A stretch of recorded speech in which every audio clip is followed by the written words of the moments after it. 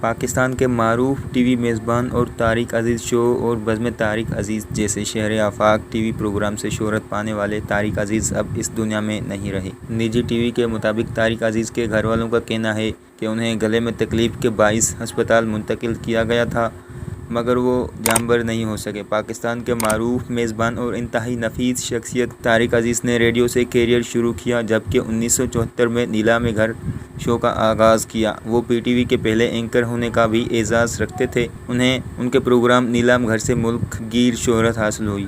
انہوں نے متعدد فلموں میں بھی کام کیا، جبکہ فنی خدمات پر انہیں 1992 میں پرائڈ آف پرفارمنس ایوارڈ سے بھی نوازا گیا۔ طارق عزیز 1997 سے لے کر 1999 تک رکن قومی اسمبلی بھی رہے۔ وہ ادیب تھے، شاعر تھے، فنکار تھے اور اردو ادب کے فروغ کے لیے کام کرنے والی نمایاں شخصیات میں شامل تھے۔ ان کے انتقال پر سیاسی اور سماجی حلقوں کے ساتھ ساتھ عوام کی جانب سے بھی گہرے دکھ اور رنج کا اظہار کیا جا رہا ہے۔